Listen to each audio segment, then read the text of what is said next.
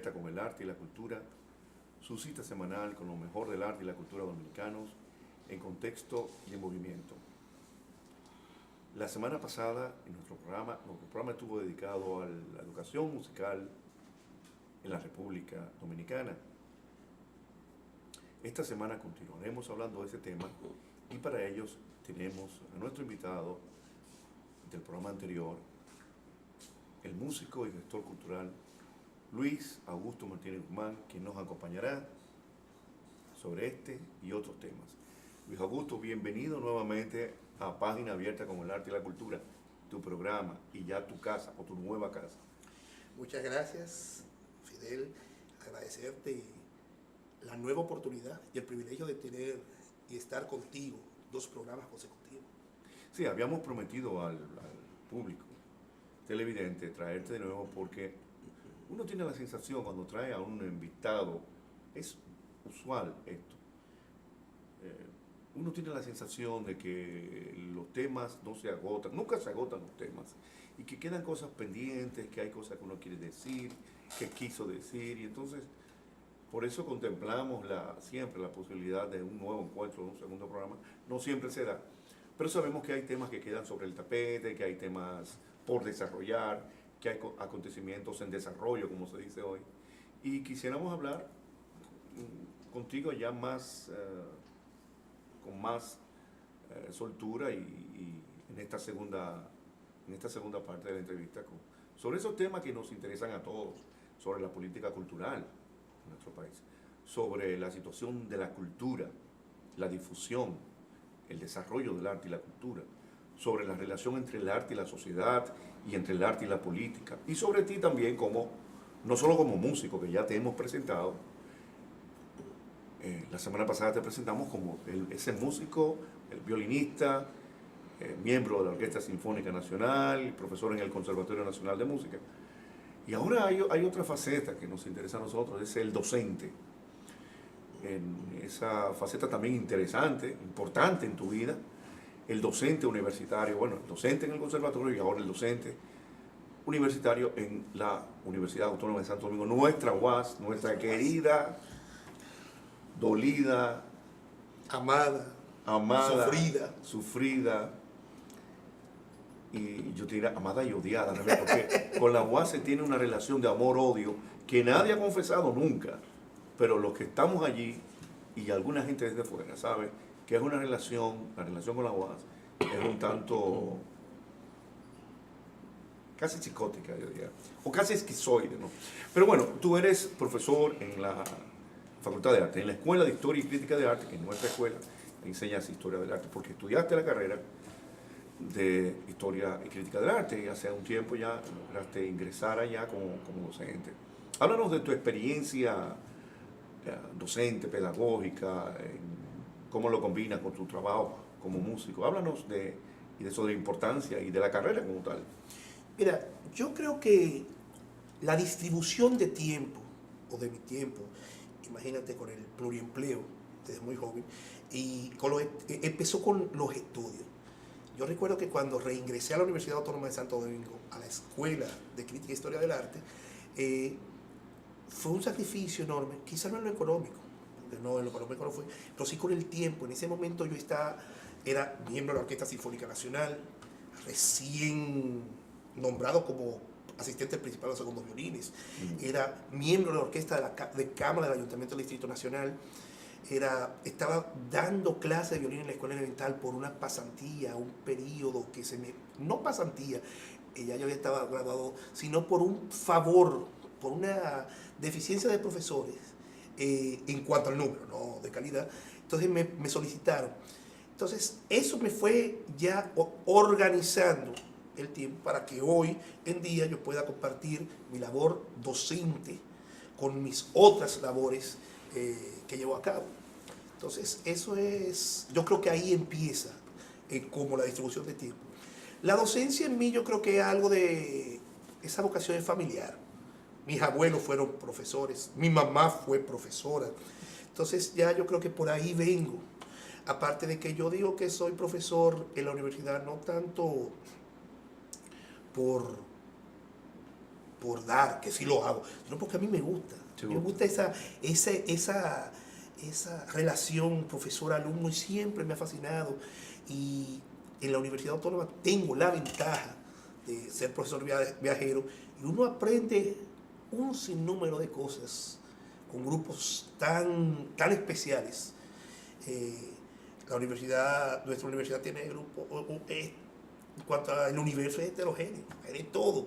Y en esos pueblos ya esas costumbres, las tradiciones, lo cultural del pueblo, mira, uno aprende, es una escuela.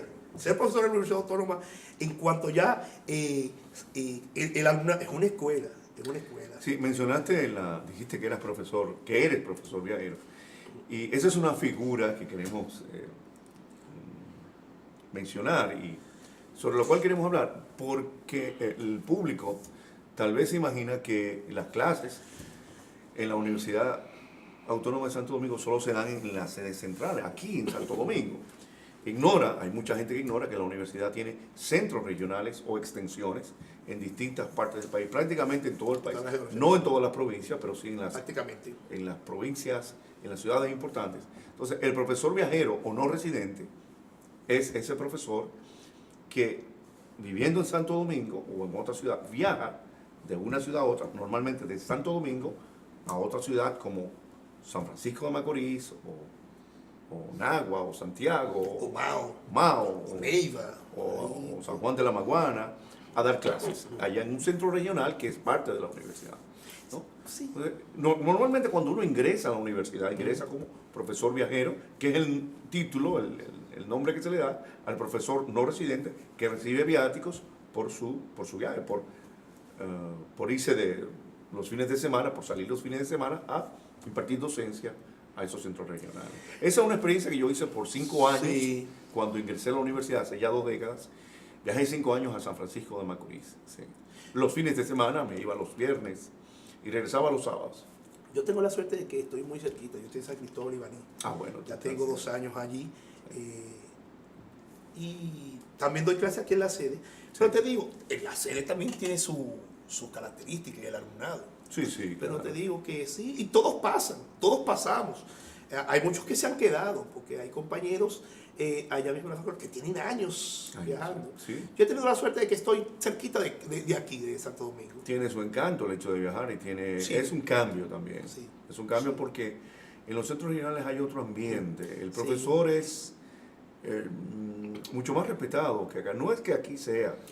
No es que no sea respetado, pero se le ve... La figura. La figura tiene más peso en el interior del país.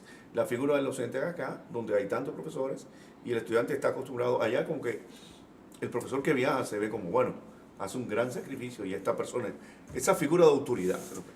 Pero los profesores deben estimar esto, apreciar ese reconocimiento. Y el alumno del interior suele ser no más dócil, pero sí mucho más respetuoso. De hecho, es un sacrificio, Sí. porque tú trasladarte a otra provincia, ya no importa. Yo digo, tengo la suerte, pero tengo compañeros que viajan a Mao.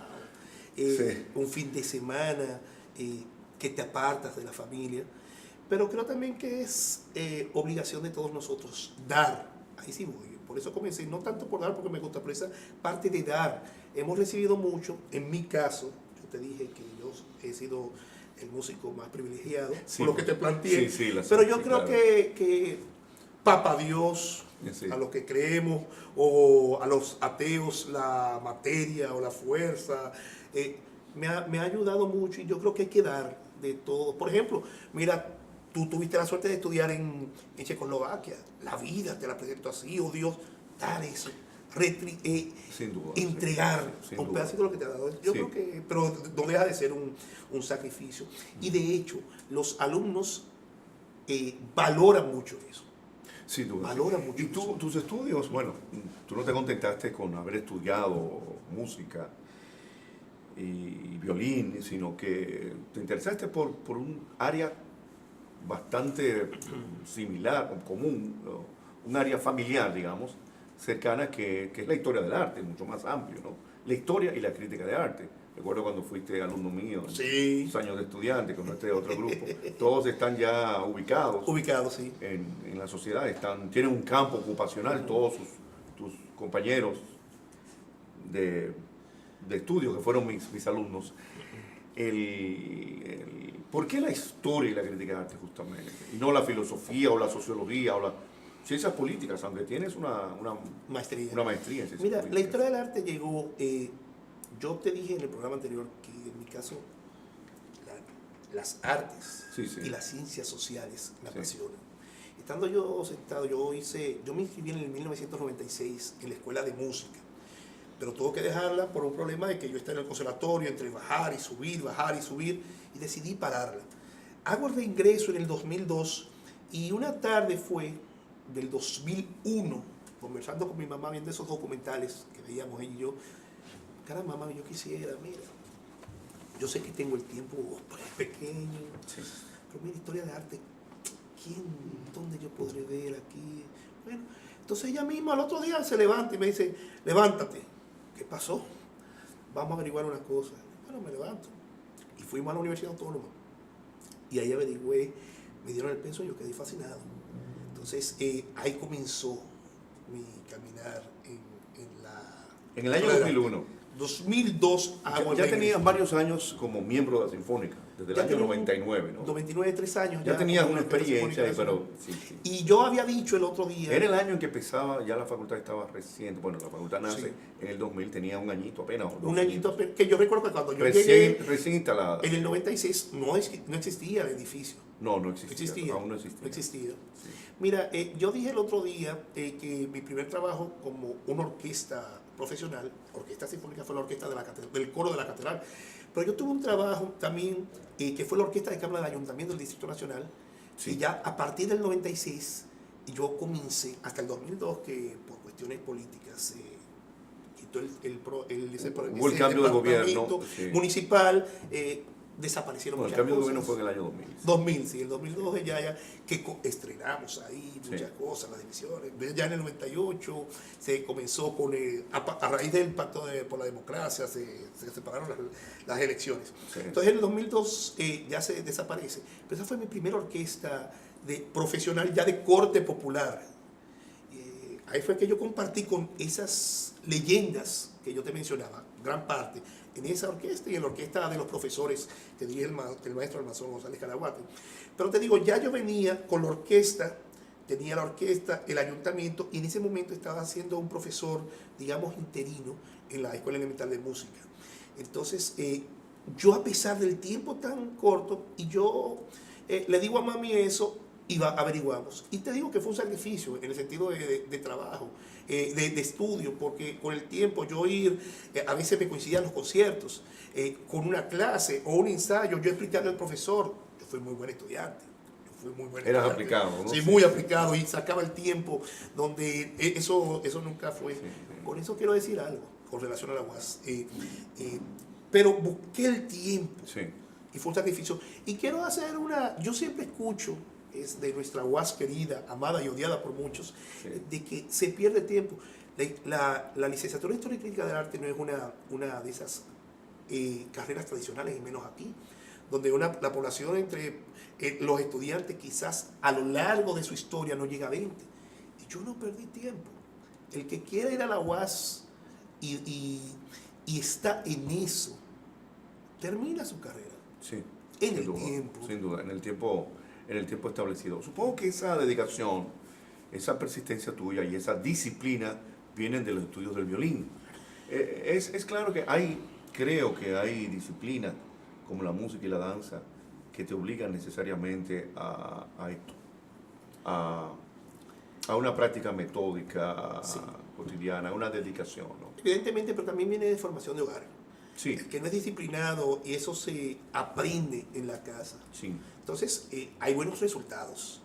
Va a haber resultados. En este caso son positivos si tú eres disciplinado en cualquier oficio a que te Sí, bueno, dediques. cualquier oficio, cualquier carrera exige disciplina. No, Claro no que hablo sí. solamente de las artes, no solamente el piano o cualquier instrumento musical, la medicina, la ingeniería, el derecho, todo exige disciplina, exige perseverancia, esfuerzo, dedicación. Sacrificio. ¿No? Sacrificio. Es algo que se está perdiendo o que no queremos ver. Que tengo un amigo que dice que no cree en el esfuerzo, él dice que no, que el azar y tal.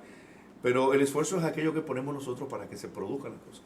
Las cosas fluyen, sí, pero hay que hacer que fluyan de algún modo. Si tú no pones de tu parte, no van a fluir. No viene el azar ni nada. No van a fluir. Y yo le digo mucho a los estudiantes que hay que prepararse, sí. porque la frustración es mayor que si te llega la oportunidad, eso que plantea tu amigo, y tú no estás preparado y se caiga, a que tú estás preparado y nunca llegó. Sí. Entonces hay que estar preparado, hay que estar preparado. Sin duda, no, sin duda, sin duda. Y bueno, ahí estás en la Facultad de Arte, en esa pequeña escuela nuestra, pues aportando con la sangre nueva que eres tuya. Nosotros tenemos, Odalí y yo, Odalí tiene más de 2 décadas y yo con 20 años dando clases. Dentro de un tiempo pensamos en el retiro y estaremos ahí de lejito como asesorando, viendo a los cachorros, ¿no? No, pero yo creo que todavía le queda tanto al doctor Pérez como a usted, doctor. Nos queda algo le queda mucho. ¿Cómo se dice ahora? Te queda gasolina en el tanque. Sí, mucha energía. Sí, pero hay que ir preparando siempre el relevo. El relevo generacional, algo que los políticos dominicanos no han entendido.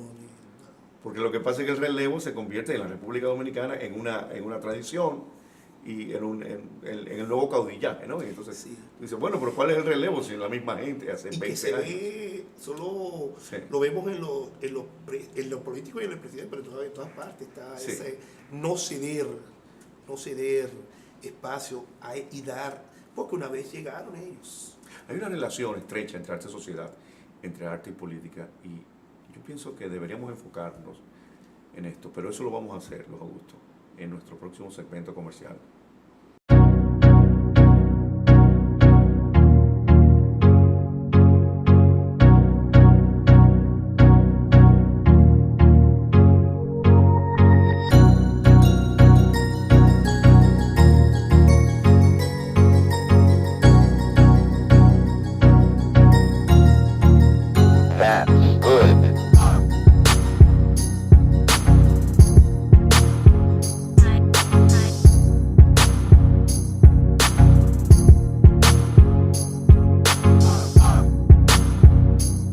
Seguimos en Página Abierta con el arte y la cultura, su cita semanal con lo mejor del arte y la cultura dominicanos en contexto. Esta semana, la segunda parte de la entrevista con Luis Augusto Martínez Guzmán, músico, profesor universitario y gestor cultural. Yo sé, Luis Augusto, que a ti te interesa particularmente esa relación que existe entre arte y sociedad y entre arte y política. En el caso particular de la música, en el programa anterior mencionamos algunos ejemplos de grandes músicos que ilustran precisamente esa relación que existe y que no se puede negar. Tú lo mencionaste, pero yo quisiera que ampliáramos más en cuanto a esto, porque obviamente el arte como fenómeno social siempre se da en un contexto y las cuestiones de poder están ahí y dirigen, ¿no? De algún modo marcan no deberían, pero marcan el devenir del arte. En el caso de la República Dominicana, yo tengo una tesis que lo he explicado aquí, muy sencilla.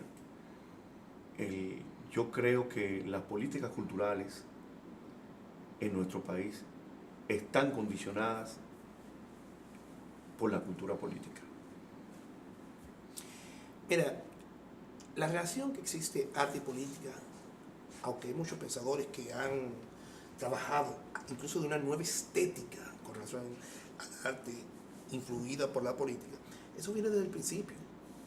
Viene desde el principio, el poder, como tú acabas de decir, decide e influye de manera directa al quehacer humano, y el arte es un oficio, una práctica humana. Si, por ejemplo, las pirámides, ¿qué son las pirámides? Tumbas. ¿Para quién eran esas tumbas? Monumentos funerarios. Sí. Ajá. ¿Para quién eran? Para los faraones. Para los faraones. Sí. Mira cómo... Para los gobernantes. No vayan más lejos. En la Edad Media, aunque mucho después, dice, de ese periodo de retroceso, que es porque pasamos después ya de esa edad clásica, de esa Roma, de ese imperio romano imponente, que abordó todo, no solo en las artes, en lo urbano, volver a lo rural, pero ahí podemos ver el desarrollo del poderío político de la iglesia. Mira cómo comienza primero el paleocristiano, que estuvo en la edad clásica, pero los últimos años del paleocristiano ya está en la edad media. Sí, que primero era sí, el arte cristiano primitivo. Escondido, el arte de las catacumbas. Sí, entonces, hasta llegar, pasar por el románico, sí. el gótico. No, mira el poder fuerte. Y más aún después de la Edad Media. Sí. Mira, así como el Renacimiento es el arte de la Reforma, el Barroco, el arte de la Contrarreforma. Sí. Mira Bernini, Lorenzo Bernini, ese arquitecto que fue protegido por 3 papas. Sí. El Papa Barroco, Sixto V trajo de vuelta el agua, aprovechó los acueductos que se habían realizado miles de años antes, en la Edad Clásica, en la Vía Roma, y lo llevó a Roma. Y Lorenzo Bernini fue uno de los que, con esas fuentes, mira qué interesante, contrario al Renacimiento, estático, racional y todo, el Barroco movimiento, y se dice que el Barroco es el arte de la Contrarreforma, llámese de la Iglesia Católica. Sí. Y mira XVII, claro. Un poder que se mantiene hoy en día, la Iglesia es un poder. Sí. Y mira... No, de hecho el arte, la Iglesia utilizó el Barroco para llegar a las masas y para reafirmar su poder en un momento que estaba perdiéndolo como consecuencia del cisma que representó la Reforma protestante, ¿no? También. Ese cisma, esa división profunda de la cristiandad. Había que recuperar territorio, había que dominar a la gente y llegar con un arte sensual, popular, no como el manierismo, sino... No. Sí. Mira el arte... Fue toda una estrategia. Toda una estrategia. Sí, claro. En el neoclásico. Sí. Un arte producto de la ilustración. Sí. Esa sed de libertad que desembocó después, ya viene el romanticismo, aquí, en nuestro país. Sí. Juan Pablo Duarte se utilizó el teatro. Sí. Utilizó el teatro. Como medio de propaganda. Para de la lucha. Sí. De propaganda nacional. Es su idea, exacto. Su idea. Sí, como instrumento. Mira, sí. Y hoy en día ya es más que evidente que la política influye. E incluso el arte o el artista se debe a su contexto social, económico y político. Social, económico y político. Y por eso influye de manera directa en la política. ¿Cuántos tú mencionabas de Rostropovich cuando se le retiró a él y a su mujer la nacionalidad? Sí, Mstislav Rostropovich, el gran violonchelista soviético, cuya nacionalidad le fue retirada, le fue despojada en el año 78. 78-79. Por haber apoyado, por haber respaldado públicamente a Alexander Solzhenitsyn, el disidente, escritor ruso disidente, al que se le había despojado de la nacionalidad rusa también, soviética, en el año 74. Sí, Entonces, años y se convirtió en apátrida. Sí, Rostropovich se convirtió en apátrida. Bueno, pero él fue de vuelta. Sí, mira qué interesante, fue de vuelta por Gorbachev. Sí, claro. Cuando el golpe, el intento de golpe, claro. él protestó. Sí. Y él estuvo acá a favor de los cambios. Claro. Shostakovich. Sí, pero con Gorbachev vino la rehabilitación, porque fue la época de la glasnost y la perestroika, que a mí felizmente me tocó vivir. No me tocó vivir realmente, porque en la Checoslovaquia de entonces, en la Praga de entonces, el régimen dominante, el régimen comunista, era de corte neoestalinista, pero simulaba seguir las reformas iniciadas por Gorbachev en el año 85. Era el allante, ¿no? El simulacro. Sí. La palabra nuestra para simulacro es allante. Allante. Sí. Pero tú viste esa Sin embargo, no había nada. Claro. ¿Viste esa transición? Sí, la transición la viví. Eso. Mira, por ejemplo, el arte como documento. Sí, tú mencionabas a Beethoven, es el ejemplo clásico, ¿no? Sí, Beethoven cuando con la heroica que se la dedica a Napoleón, y cuando Napoleón se proclama emperador. La heroica es la sinfonía. La sinfonía número 3, que marca un antes y un después en la música. Sí, y mira qué interesante, un antes y un después, una obra dedicada a un político. Sí, porque él admiró la Revolución Francesa, quedó entusiasmado por ella y por los ideales de la Revolución, pero después se decepcionó. Sí. Y luego entonces la segunda parte. Lo que pasó. Él dicen que rompió, tiró, la frustración fue muy grande. Sí. Fue muy grande. Pero son muchos Shostakovich. por Cuando se ejemplo. convirtió Napoleón en emperador. Sí, cuando él se proclamó. ¿Por qué? Porque Beethoven odiaba a los emperadores. O sea, Sí, el poder más. imperial. Beethoven, Exacto. Beethoven era un músico muy libre Sí. para la época, ¿no? Hay este pasaje de Goethe que relata Kundera en La Inmortalidad, del paseo por Karlovy Vary, Karlsbad, una ciudad balneario en la República Checa, en la antigua Checoslovaquia, en Bohemia, donde la gente ahí va a curarse de enfermedades cardiovasculares, respiratorias, en los famosos balnearios, ¿no? Hay las aguas termales famosas. Y él en la colonada narra ese encuentro, ese encuentro de Goethe y Beethoven, Que eran amigos. si eran amigos y van paseando, y entonces pasa por ahí la corte imperial con la emperatriz, y relata Kundera, recreando ese encuentro, que cuando pasa la emperatriz, tiene todo el poder, como si fuera hoy presidente de la República, Goethe se quita el sombrero y la saluda, pero Beethoven sigue de largo y la ignora. Beethoven era un rebelde, Un revolucionario. sí, un revolucionario, sin duda. Y el Es artista, decir, ese gesto de no me voy a arrodillar, no me voy a someter al poder imperial. el artista es así. Mira, por ejemplo, Shostakovich en... Dmitri Shostakovich. Ajá, sí. él estuvo, un hombre que ya a los 19 años era famoso Sí. con su primera sinfonía, después de, ya su cuarta sinfonía fue Pero fue Shostakovich vetado. apoyó la revolución bolchevica en un principio. Sí, porque, pero todo el mundo, acuérdate que el todo el mundo mundo, entero, todo el sí. mundo comienza con las dictaduras, con Sí. con los nuevos, un Sí. régimen dictatorial, entre comillas, es apoyado por el principio.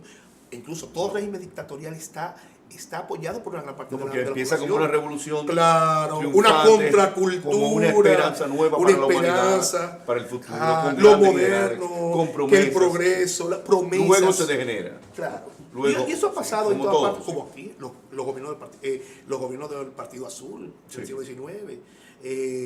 Aquí el doctor Trujillo, cuando comenzó, tuvo la suerte de que vino San Zenón, él ya lo veían como una gran... Pero más recientemente la experiencia democrática. Sí. Todos los partidos democráticos de la etapa democrática, sobre todo después del 78 o después Sí. de la muerte de Trujillo, Sí. han decepcionado a la Todos. población. Todos pasando por todo. Todos se han corrompido en el poder y todos han fracasado. Que al día de hoy, Esa es la crisis del Balaguer, sistema político. el Balaguer, el Cuco, Sí. lo malo feo, uno lo ve como un niño, un bebecito, Sí, en ciertos puntos. sin duda. En ciertos puntos. Hablaste de Shostakovich, pero él fue víctima del totalitarismo Ajá. estalinista. Sí. Pero mire, y algo interesante, él compuso ya su novena sinfonía, después se le quitó el veto. La cuarta fue compuesta en el 36, no fue hasta el 61 que se estrenó. Sí. Pero la novena sinfonía ya se compuso y Stalin estaba en eso y creía que iba a ser una obra más. Entonces es una burla. Una burla, sí, sin duda. Él sufrió mucho, por ejemplo, cuando la invasión nazi. Sí. Y él dijo una frase: temo que la gente piense que lo otro es mejor que esto. Refiriéndose al régimen de Stalin. Ya. Temo que esta invasión y la guerra, que es lo peor, pero crean que lo otro es mejor o lo otro Sin es bueno. duda. Sí, una cosa. Hay muchos. Mira lo de Barenboim en el 2001. Pero el poeta Mayakovsky, que se suicidó, fue víctima de la represión estalinista. Sí.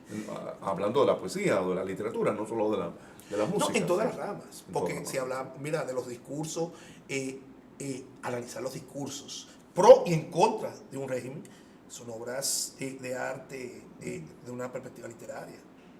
Sí. Pero mira, por ejemplo, Barenboim, que tocó eso de el 2001, una obra de Wagner, que era el compositor de Hitler, y hubo protesta con la orquesta estatal En Israel, sí. de Alemania. Sí. Arte y política. Arte y sociedad. política, Hay mucha sí. tela que cortar. Mucho. Y hay mucho que conceptualizar. de lo Sí, abuso. sí. Pero para eso vamos a tener que hacer una pausa y seguiremos de ello hablando después de ese segmento comercial.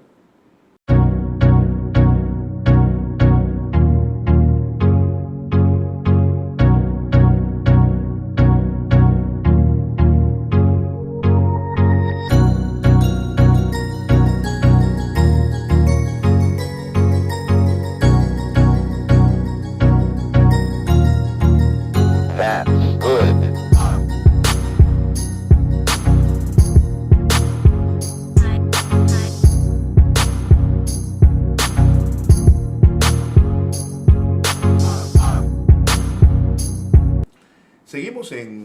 Página Abierta con el Arte y la Cultura, su cita semanal con lo mejor del arte y la cultura dominicanos en contexto. Esta semana con nuestro entrevistado, la segunda parte de la entrevista, a Luis Augusto Martínez Guzmán, músico, profesor universitario y gestor cultural. Recuerde que usted puede seguirnos cada semana a través de las redes sociales porque allí estamos en YouTube, Facebook y Twitter. Página Abierta con el arte y la cultura. Luis Augusto, yo sé que tenemos que llegar a este punto.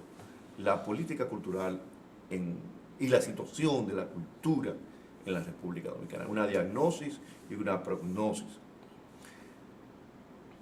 La situación, las soluciones o las recetas o las recomendaciones. Política cultural por un lado, cultura política por el otro, clientelismo político, crisis de la cultura. Se puede hablar de crisis de la cultura, de malestar de la cultura, así como Freud hablaba de malestar en la civilización. Yo sigo diciendo que a mí me gusta la expresión malestar en la cultura, otros dirán crisis de la cultura. Pero también quiero presentarte, creo que de algún modo abordas estos temas en una columna que tú tienes en la prensa digital, y quiero presentarte en esta faceta. Eres, aparte del docente, del músico, eres el comunicador. Y desde hace 3 años, 2011. desde el 2011, 6 6 años, mantienes una columna titulada Notas de mi pentagrama en el diario electrónico Acento. .com. Acento, bueno, conocido portal donde publicamos. Ahí también tenemos una columna y Odalís. Y una parte de la intelectualidad dominicana, joven y no tan joven, publica allí. ¿Por qué el hacer opinión pública? No te basta con tocar en la sinfónica, no te basta con dar clases en el conservatorio, no te basta con ser profesor en la UAS, también quieres hacer opinión pública, pero no solamente sobre música y cultura. Tu columna es la mitad escritos musicales y la mitad escritos políticos. ¿Por qué? Mira, yo creo que lo de esa faceta, como tú llamas, también es heredada. Mi mamá en los 80 y en los 90 colaboraba en el Listín Diario y mi primer escrito ya fue en el 2002 a raíz de la desaparición de la Orquesta de Cámara del Ayuntamiento del Distrito Nacional.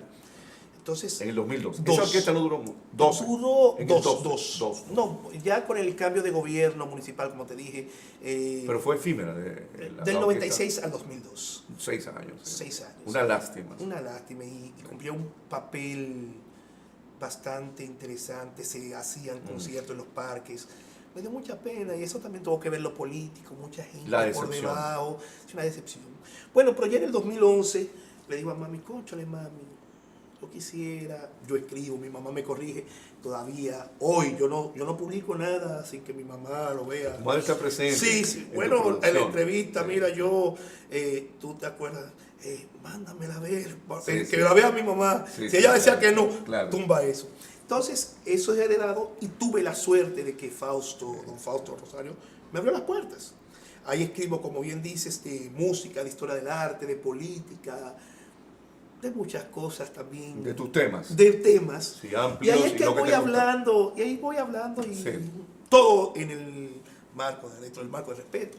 Sí. No creo necesidad de atacar ya cuando se ataca o de irse a lo personal. Sí, pero yo que te sigo he notado que en esa columna tú disientes mucho, eres bastante disidente y eso que estás en el tren estatal, bueno, o casi todos o casi todos estamos de algún modo u otro en esto del tren del gobierno o el tren estatal, aunque eres parte del sistema cultural, pues él también eres crítico del sistema. Sí. De algún modo estás ahí, pero con esa actitud crítica y productiva.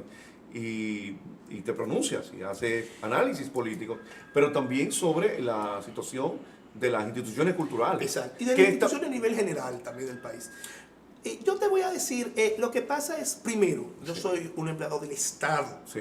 Gané por oposición las 2 plazas que tengo, tanto la Sinfónica como el Conservatorio. Sí. Hay una diferencia de ser empleado del Estado, que es empleado de un gobierno. De un gobierno, sí. Un gobierno te pone, los ministros son empleados de un gobierno. De un gobierno. Mira, por ejemplo, con ese tema, a veces nosotros queremos, yo no creo que sean buenos o malos los diferentes ministros, no de cultura de cualquier otro, sino que son perspectivas. Entonces ya nosotros, tú y yo, ver la forma hasta de manejar es diferente. es derecho del presidente de la República nombrar a una persona en X ministerio y los viceministros. Sin duda, una prerrogativa. Y ellos tienen, es derecho de ellos nombrar a su equipo. A su equipo Ahora, de trabajo. es deber del presidente velar y evaluar el trabajo y los resultados, como es deber del ministro, de los ministros y de los viceministros, evaluar desde diferentes perspectivas los resultados. Hacer Una su trabajo. perspectiva cultural. Vamos a centrar en el Ministerio de Cultura. Sí. Cultural, social, educativa, económica e incluso político-electoral. Sí. Porque tú vas a decir, bueno, yo soy empleado del gobierno y yo tengo que velar por el presidente me eligió a mí porque yo sigo su línea. Pero eso también se va a traducir en votos. Mira cómo una mala gestión en un ministerio cualquiera resta voto a las próximas elecciones. No sé si me explico. Entonces, Sí, sin duda. Eso Sin en duda cuanto a lo político electoral. Ya. Estoy sacando la inversión, que yo estoy invirtiendo 10 pesos y no estoy viendo ningún resultado. Entonces, hay que evaluar. Ahora mismo un medio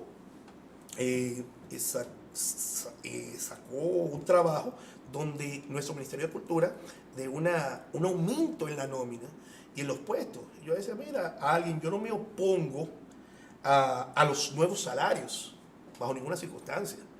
Bajo ninguna circunstancia, porque con la tesis de que tenemos que ser, con la competencia del sector privado, tenemos que atraer, entonces han subido los salarios. Ahora, lo que habría que cuestionar, si las personas, las designaciones, y eso es a nivel general también, no solo en el Ministerio de Cultura, cumplen con el perfil que requiere el cargo. Lo que habría que preguntar, ¿cómo llegó Fidel Múnich a ser director de X departamento o viceministro? Las calificaciones. En eso. Y aparte de la calificación, la evaluación del trabajo. O sea, tú eres ahí, tú estás ahí y ¿qué estás haciendo? Si estás haciendo el trabajo. Eso es otro punto. Por ejemplo, no solo haciendo las famosas botellas. ¿Hay botellas en el Ministerio de Cultura? Bueno, mira, eso es un mal que está Enquistado. sí, en la sociedad.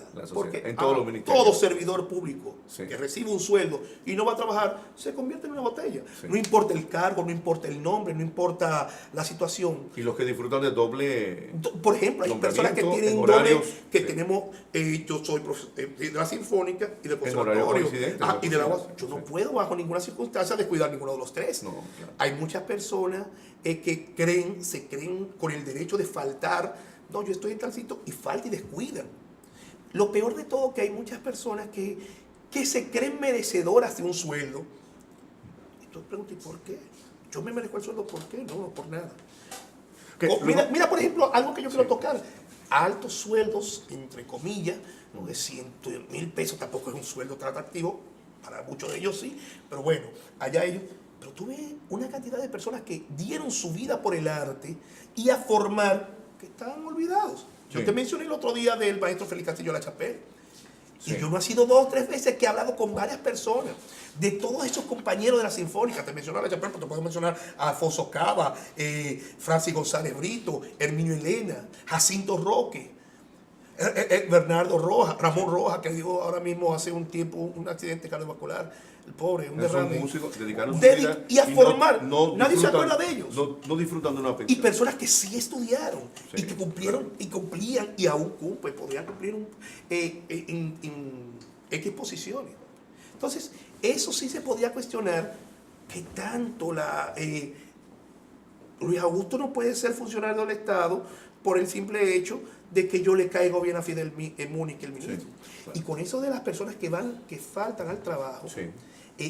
hay una complicidad a veces de manera involuntaria de los mismos directores que cubren, bueno, pero fulanito es sobrino del ministro o del viceministro y no se atreven a decir nada. El Ministerio de Cultura está en la mira, ha sido muy criticado en la figura de su ministro y en general la política cultural en la República Dominicana, estatal, por supuesto, ha sido siempre, y sobre todo en los últimos tiempos, cuestionada, puesta en entredicho y tal. Lo que está pasando es serio y preocupa, pero también con el diagnóstico de la situación, hay que plantear soluciones y recomendaciones, ¿no? A mí me parece que yo creo en la cooperación, en los convenios de cooperación intraministeriales, interministeriales, interinstitucionales, de utilizar más las mismas instituciones de cultura entre ellos mismos, que los museos que convoquen al Coro Nacional, o a la Orquesta Sinfónica, o a un grupo pequeño, o al grupo de teatro, que se le dé vida. Que con el Ministerio, por ejemplo, de Deporte, que tiene una función especial, que inviten a un coro del Ministerio a cantar. Con el Ministerio de la Fuerza, ¿cómo se llama ahora? La Fuerza Armada. De Defensa. Por ejemplo, con las bandas militares, que haya de verdad, una integración, que no seamos células. Sí. Que no seamos células. Que estemos nosotros... porque en fin somos dominicanos. Ahora que me hablas de las bandas militares, pienso en las orquestas municipales o bandas municipales que llamamos en San Cristóbal, que existieron hasta los 70, los 80, en todos los pueblos han ido desapareciendo. Eso era parte de los ayuntamientos. Pero también puede ver, mira, hay muchos... Sí, pero los ayuntamientos se han descuidado, sí, los poderes municipales. ¿No? Sí. Duarte hablaba de ese poder municipal. Sí, los poderes municipales, hoy se habla de ello. Pero el poder municipal no se expresa en un poder cultural municipal, no. en una práctica cultural municipal. Y yo creo que el Ministerio de Cultura en ese sentido debería tomar cartas en el asunto. Sí. De velar, no importa que sea un ayuntamiento, ir a los ayuntamientos, ¿qué podemos hacer? Hay muchos estudiantes que vayan a esos pueblos y que puedan ayudar. Yo te contrato, los coros, en las iglesias.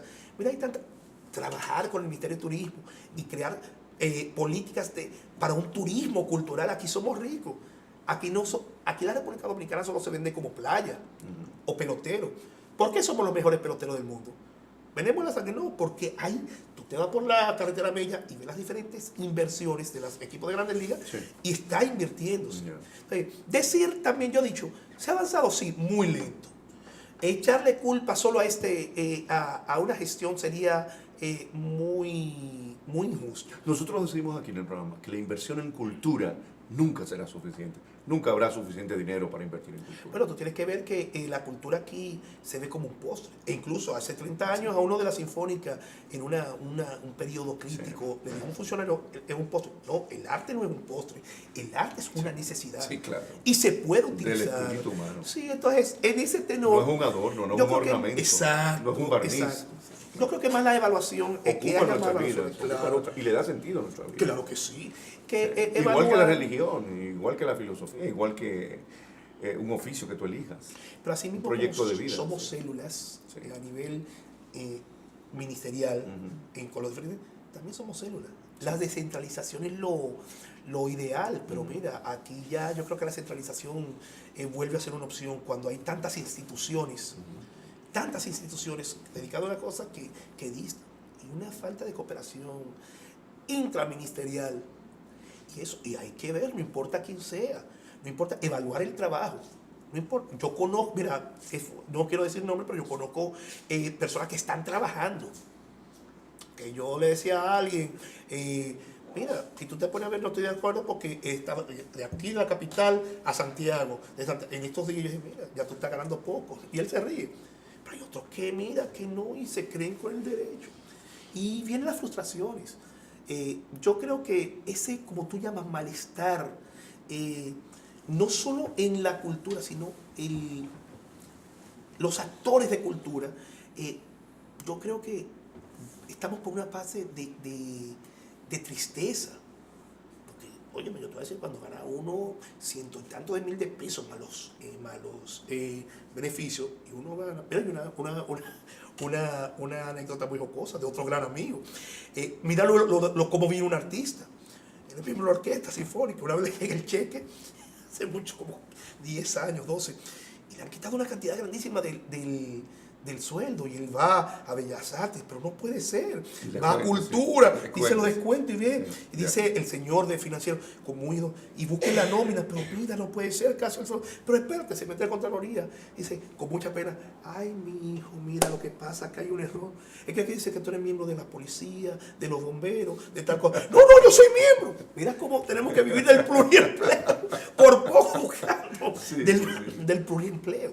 Entonces, cuando tú vienes a ver, y personas que hay una presunción, vamos a llamarlo así, presunción de que no califican para ciertos puestos y están por una por una razón política, no solo en este gobierno, en todos. Entonces tú te cuestionas y tú le sumas también a esas personas que dieron su vida. Entonces, ¿qué me espera a mí o nos espera a nosotros? Pero también en la percepción, Luis Augusto, de que al poder político, al poder de turno, no le interesa para nada la cultura más que para los fines, si le sirven los fines de propaganda, los fines propios, de promoción propia, de propaganda o de publicidad también. Hay eso, ¿no? Esa visión utilitaria, política, instrumentalista, de utilizar la cultura y el arte en favor de agendas o propósitos o fines partidarios o políticos y particulares. Entonces, eso equivale a desnaturalizar el sentido de la cultura, la importancia de la cultura. Como aquí decimos, no hay memoria sin identidad. No, la cultura es memoria, pero no hay memoria sin identidad. Pero no hay identidad sin memoria cultural tampoco. También. Esa poca inversión, esa no importa. Y te voy a plantear algo con las personas. Y yo, mira que hago énfasis en las personas ya de tercera edad que están jubilados. Hubo un caso muy reciente donde un filósofo, amigo tuyo, se quejó porque le quitaron el seguro médico. Sí. Sin embargo, él fue parte del ministerio. Y hay muchísimos, la gran mayoría de los miembros de la Sinfónica cuando se jubilan no tienen, y de Bellas Artes, no tienen seguro médico. Y él lo sabía. Luis Augusto, el tema nos ocupa y nos preocupa, como diría Ortega, y se nos va la vida en esto. No podemos abordarlo todo, es inagotable.